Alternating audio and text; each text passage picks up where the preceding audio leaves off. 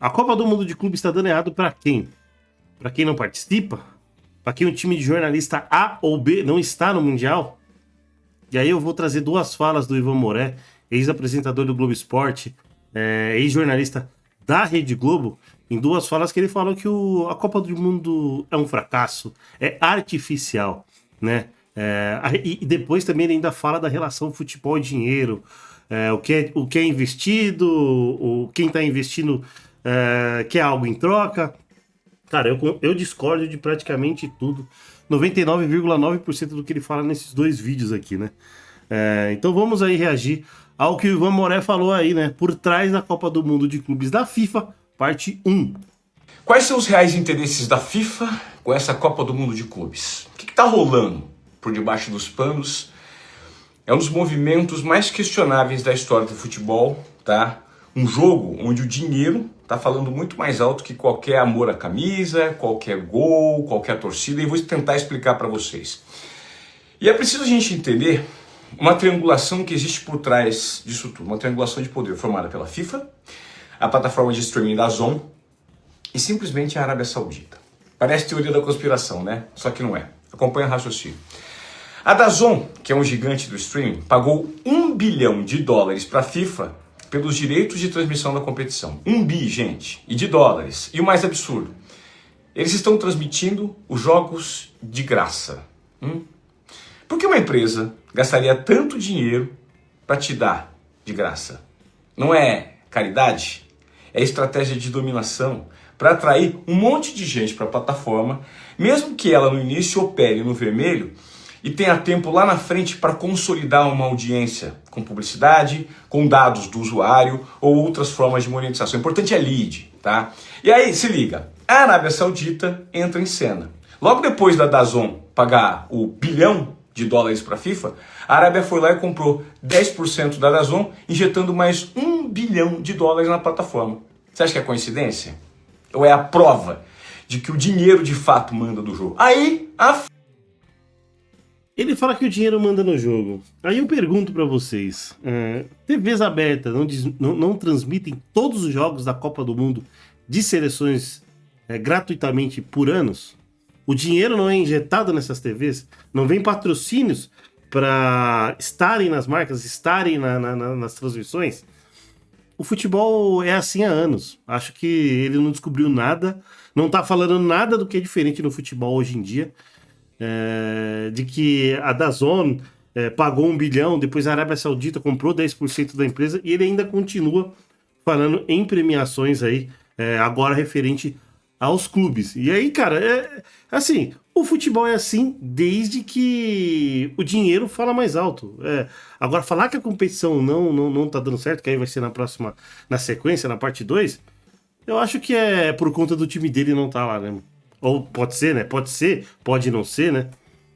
FIFA do nada anuncia um fundo de premiação de $1 bilhão para os clubes do torneio, para atrair os clubes, né, os times grandes da Europa. E para fechar o ciclo, a Arábia Saudita ganha a Copa do Mundo de 2034 de presente. Assim, sem concorrência.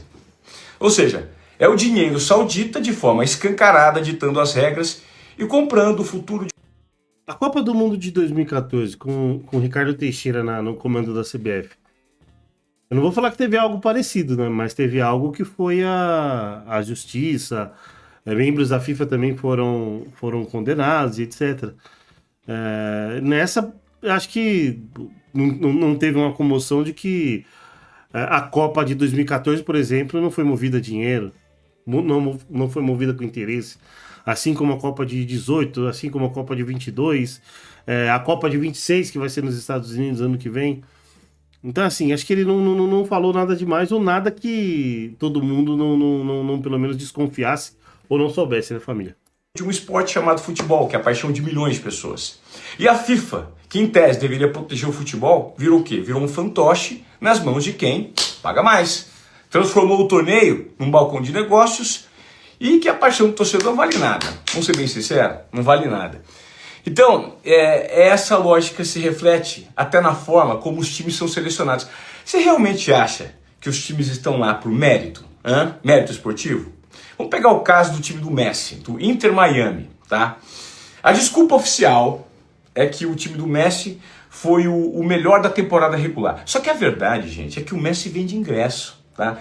É uma jogada puramente comercial, que não tá nem aí pro mérito do time, entendeu? Agora, no próximo vídeo, eu vou tentar trazer... Vamos relembrar 25 anos atrás, o primeiro Mundial da FIFA, em 2000, o Corinthians entrou como quem? Como o quê, por exemplo? No ano ninguém se falou de convidado. Ao longo dos anos se passaram entre 2000 e 2005, surgiu a questão de que o Corinthians foi por ser o campeão nacional de 99.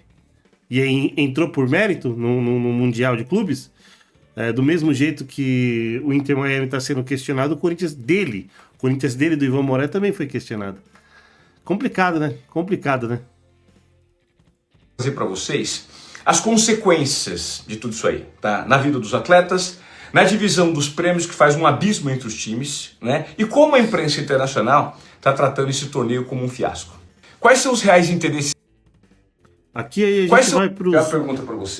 A gente vai para o próximo vídeo, que aí ele continua falando, né? E aí ele coloca calendário, estádio vazio, jogadores no limite.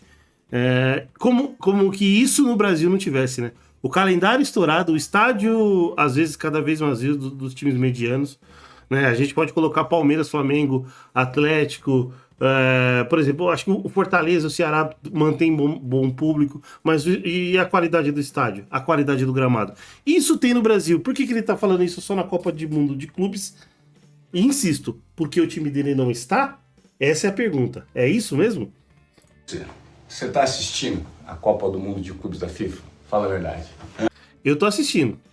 Hoje tem 4 jogos, já assisti Mamelodi, Sandal e Borussia. Tem um jogo do Fluminense, que tá rolando agora na hora que eu tô gravando isso aqui. E eu vou assistir os outros 2 jogos. São 4 jogos do dia, eu vou assistir todos. Se você não tá assistindo porque o seu time não tá aí, o problema é seu. Você notou que os estádios estão vazios? E a FIFA tá fazendo de tudo, cara. Promoção. Se você comprar ingresso agora, você tem direito de comprar jogos para a Copa do Mundo do ano que vem lá nos Estados Unidos. Tá funcionando? Não tá. Não tá vendendo ingresso. Por quê? Porque o torneio é artificial, gente. Você já notou a diferença de nível entre os times? O que foi o 10-0? 10-0 do Bayern de Munique sobre o Auckland City. Ele fala do 10-0.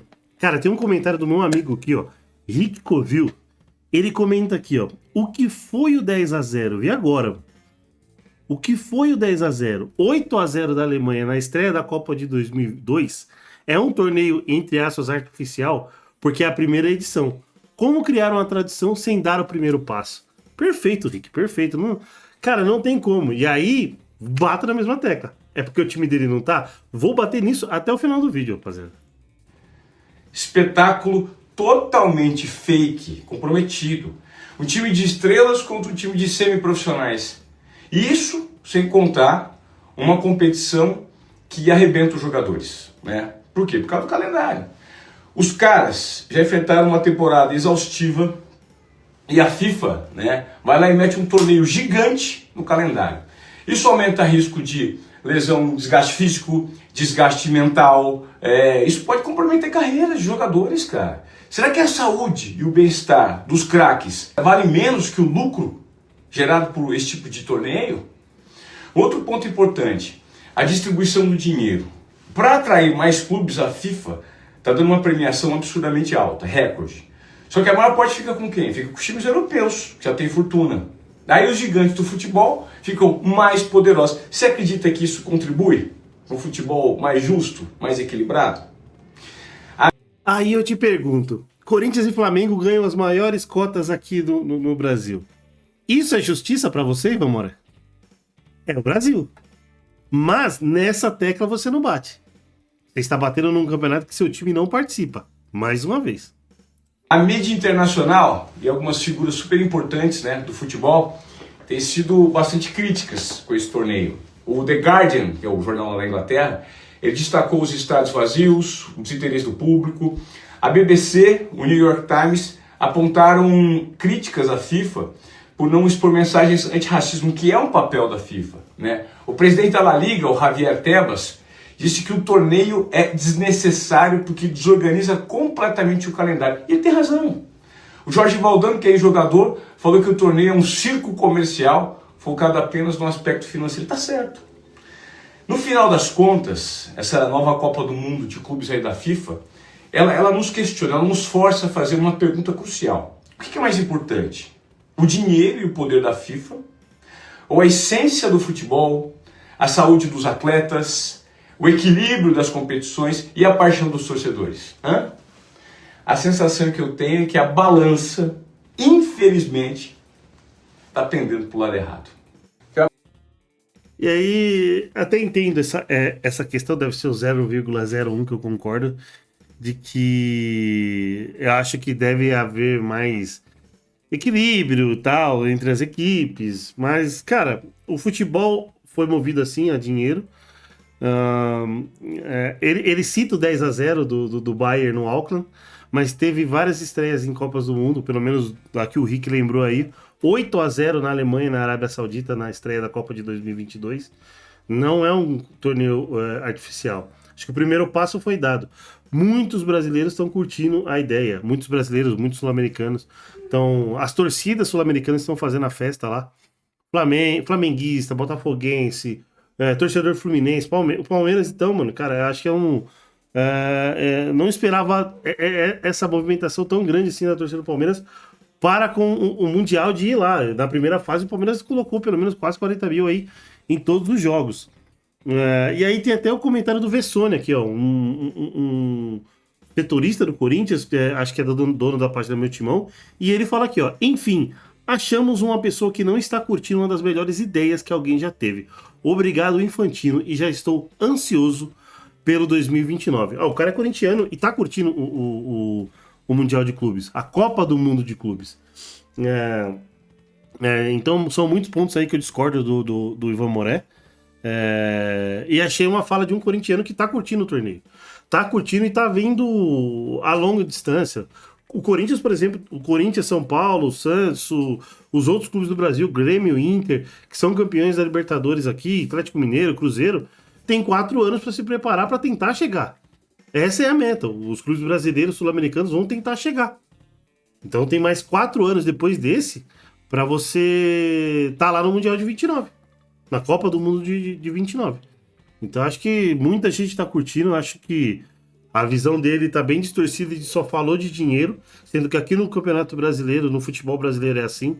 Muitos clubes têm a maior cota de TV, cota de CBF, falam da audiência, o time dele tá envolvido nessas maiores cotas aí, e isso não é uma disparidade, né, para os clubes menores. Os clubes menores também não deviam ganhar a mesma coisa que um Corinthians, que um Flamengo, que um Palmeiras? Não devia? Devia, né? Mas é assim, né?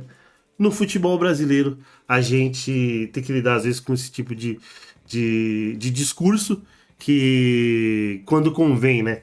Então é isso, rapaziada. Quem curtiu o conteúdo, se inscreve no canal, deixa o seu like, manda no comentário aí o que você achou.